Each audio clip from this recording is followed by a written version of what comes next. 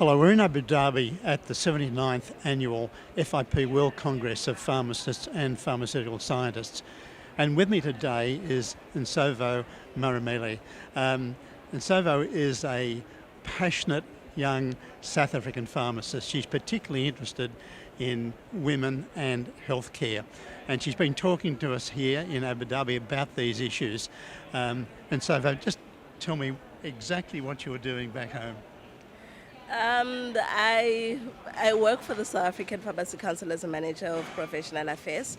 Apart from that, I am involved with Women Deliver. I'm a fellow of them.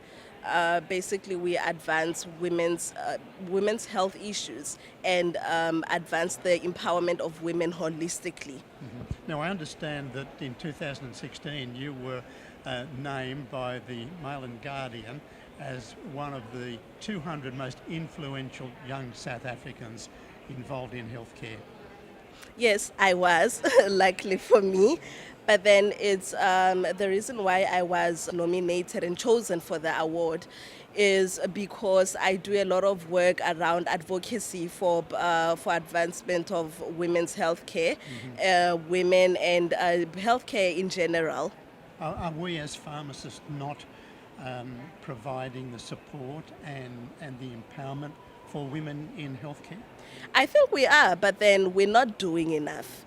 There's a lot of room for improvement. We can do more.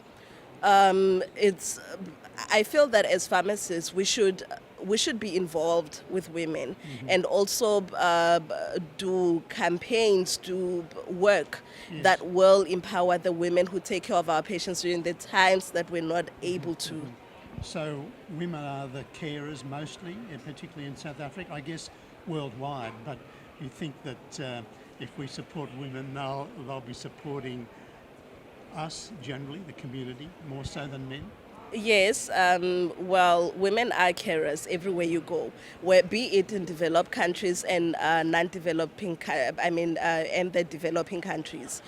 In terms of the developed countries, the difference in the equation is that in the developed countries, women are doing paid care work, and in developing countries, women are doing unpaid care work. I think in developed countries they do a lot of unpaid work as well. It's unpaid. It's paid care work, but then what I mean is that is why you would assume that women in developing countries are actually doing more work because it's unpaid. Sure. But then in developed countries, it is paid, but it can be unpaid as well. Sure.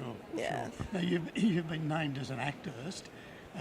What's an activist and what are you activating?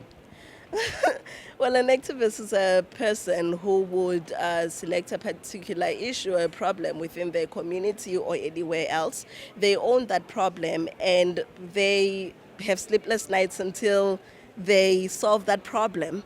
So that's what I do. I mean, I chose my struggle, which is the empowerment of women in all spheres of life. And that is what is giving me sleepless nights, and that is what I live for. I'm sure. So what advice would you give young pharmacists wanting to get into the area of interest and expertise that you are in?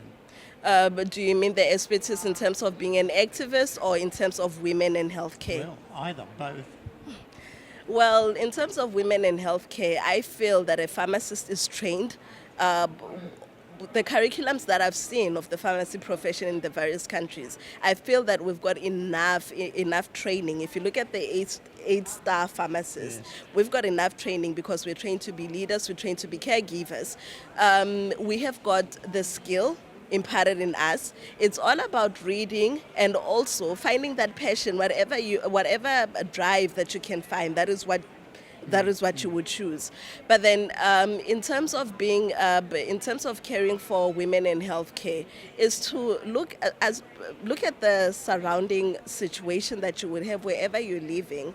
You would see that wherever you go, women are left behind in terms of development. They're left behind in terms of knowledge. They're left behind in terms of how the community would view the stature of women.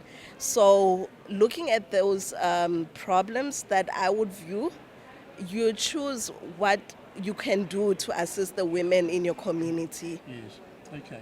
Thank you so much for your drive, your enthusiasm, your passion and your inspiration. Thank you, Nsovo. Thank you. This is John Bell reporting for FIP.